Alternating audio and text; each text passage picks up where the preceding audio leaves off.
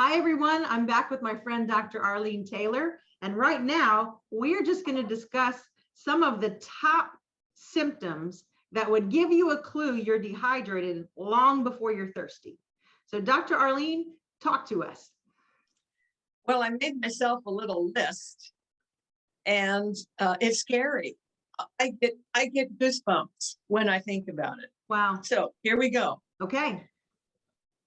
1% level of dehydration. You have no idea you're thirsty. Headache. Dehydration is one of the major triggers for headaches. Okay. Forgetfulness. You do forget.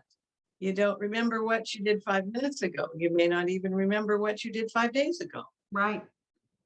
Hard to focus. You know, you just seem distracted. It's hard to really focus in on something.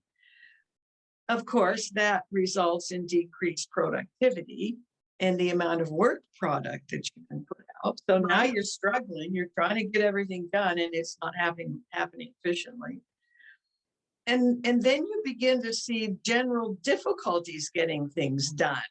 You know, you may start to put something on the stove for breakfast, and then you get distracted, and then you come back and the water's boiled till the pan is dry. My father used to say to my mother, Kathleen, if we had the money that we've spent on ruined pans from them absolutely drying out on the stove, we could take a vacation. Wow. And I doubt that, but she was often very, very distracted. Let's see. So increased mistakes. Doesn't matter what you're doing, you have a risk for increased mistakes, whether it's math or the words you're looking for, or driving, to a destination. And because accidents are often mistakes, you also have a higher risk for being accident prone, whether that's in the kitchen with a knife or in the car on the road. Right. Now, as the level of dehydration increases, I never know whether to go up or down. The water level's going down. As the level of dehydration increases, then you really can start getting irritable. Right. Don't bother me. Can't you see I'm busy? I'm trying to focus. Well, duh. And people get depressed because depression is probably linked to several neurotransmitters, and without enough water, the brain doesn't make enough neurotransmitter. Wow, that is really interesting. That right there is really interesting. I have never heard anyone talk about depression linked to dehydration, ever. Well, it's coming out in the literature that, it can have an effect, and it makes sense. It does make sense. And I know often when I feel scatterbrained, or you hear people, they even have commercials that you're #hangry. Yes. And the commercial is to go reach for a candy bar or something, so you'll be nice again. And how often, we mentioned in a previous segment, how often we don't know the difference between hunger and thirst. So that irritability or feeling scatterbrained, losing the word, losing your keys, all those things, like, honestly, if we would just realize those are symptoms that we might just need to take in more water. Well, and that's interesting because that is exactly what happens. And that's what many of the commercials are geared to, buying something that's made with refined flour, sugar, fat. So you've just done yourself a second disservice. Right. Because the sugar is a toxin to the brain, and it takes water to metabolize food. So now you've really just exacerbated your dehydration, and you're going to have this blood sugar low that makes you feel just dreadful. So we mentioned that you're probably going to see even more of a decrease in recalling short-term and long-term memory. But you're also going to get a decrease in the ability to do mental arithmetic functions. Now, that may not be so bad, because if you remember your phone and you've got it with you, and you can go to, the app that helps you do math, but you may not remember where your phone is. You may not remember where your app is. Right. And so what does that mean? Well, here's one example. You are shopping, or you're even shopping online, doesn't have to be in person. And you want to buy a certain thing. And so you need to compare certain items within that spectrum, the costs, the longevity, and evaluate those options and pick a good one for you. Right. And your brain just doesn't go there. You know, and if I think about that, just hearing you talk about this, okay, that's one thing when you're at the grocery store. But let's multiply that for physicians and nurses and air traffic controllers and, you know, people who operate heavy equipment, and how many things could be tied to simply. I know in my children's school, I used to be frustrated. They had these standardized tests every year that took all day to take, and the teachers had to cover the entire room in brown paper and cover the rooms, take away all sensory everything, and they weren't allowed to drink water all And day. that's deadly. 8 hours of testing, and you get the break for lunch. No liquid in the room. They're not allowed to have water in classrooms now. They think it's a distraction for kids to have water bottles, and yet that might be the very thing that would adjust the behavior and help the learning. Well, and I was talking to a guy the other day about the brain, and he said, I just made an unfortunate automobile purchase. And I said, oh, do tell. Well, he said, I went in there on a day off from work, and it was hot. And I spent 3-4 hours out there and looking at cars, and the salesperson was not particularly helpful. Right. And I started getting really irritable. And when I said, well, if you got anything else, and he said, well, haven't I given you enough? I was so irritable. I said, okay, eeny, meeny, miny, mo, I'll take that. And he said, I got home and I realized that I'd had no water all day long. And Wow. I think that contributed to my buying probably a less than optimum automobile. And I said, well, it probably contributed to the salesman being irritable. Right.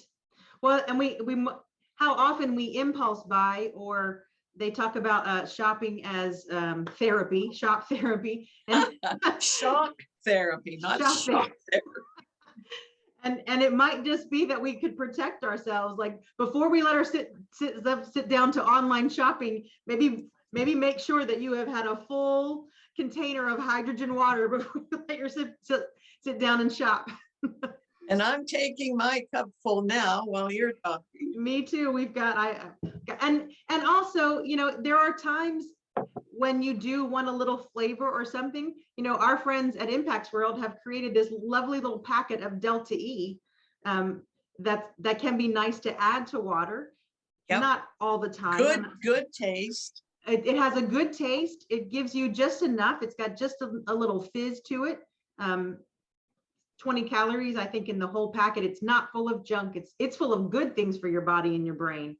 So, you know, if you are wanting something that's got a little flavor to it, or add lemons or cucumbers, or there's a lot of things you can infuse water with that will give you minerals and nutrition and not take you off. So don't reach for the caffeine. Wendy, that's such a good illustration, because many people say to me, well, I don't like the taste of water. Well, I don't like the taste of water out of the tap either, because it's filled with junk. Right.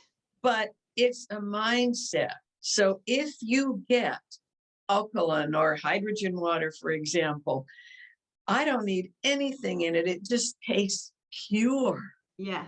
You can gradually train your brain to love that more than anything else, and you lose your craving.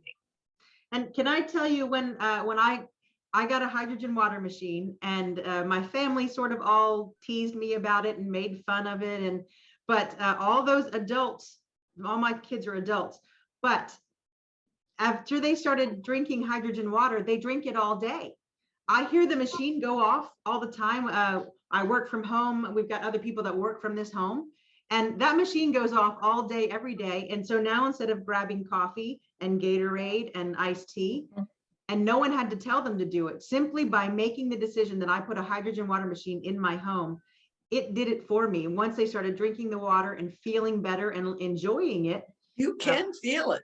you can feel I it. can feel it. I can Let feel me- it when I'm drinking it. Yeah. Let me tell you one quick little thing that was just amazing to me. I had some individuals visit me. I knew the parents very well, but I did not know the daughter-in-law and the little boy. And he was probably 5. Interesting little guy, extroverted, sort of a little bit of hyperactive. So after we talked for a while, he comes over and he pulls on my jacket and he says, "Doc, what do you have to drink?" And I said, "I have water to drink." "Oh, I don't like water. Do you have any hot chocolate?" I said, "No, I don't." "Well, do you have any cola?" "No." "Do you have any apple juice?" "No." "Well, then," he says, "what am I going to drink?" I said, Wow. "I'm going to give you a glass of the best water you have ever tasted." And he goes, "Really?" And his mother's going, "He'll never drink." So I get him this cute little glass. I fill it up with my hydrogen water and I said, "Here you go." He takes a sip. His eyes open. He takes another sip. He goes, "This can't be water. It's too good." He guzzles down his glass, Wow. holds it out and say, "I want more of whatever that is." Yeah. You can tell a difference. And You it goes into can. the cells so quickly and hydrates you that it's almost like a miracle. It really is. Of all the things, I know I do a lot of coaching with people, and they love when I give them something difficult to do. When I give them something simple to do, they struggle. It seems too easy. It can't make a big difference if it's this simple. And yet, the things that always turn out to make the most difference in their life and the most impact, it's usually that one simple thing, that Yep. quick, simple change, and it adjusts everything else. It's like the Rosetta Stone of habits. Drinking clear, filtered, alkaline hydrogen, whatever the water is. That's like a Rosetta Stone of habits. If you just change your hydration habits, It's just a so many other mindset, things will Wendy. waterfall. Just a mindset. Just a mindset. So, okay. Well, thank you as always. You are so enlightening to talk to. And, I am sitting here drinking water, but I promise I'm going to drink a lot more today just because we talked. So I encourage everyone watching, if you haven't already gone and gotten a great glass of wonderful water, you should do it right now. Make sure you visit drarlenetaylor.org, visit impactsworld.com, and it's been great to see you, and we'll see you again soon.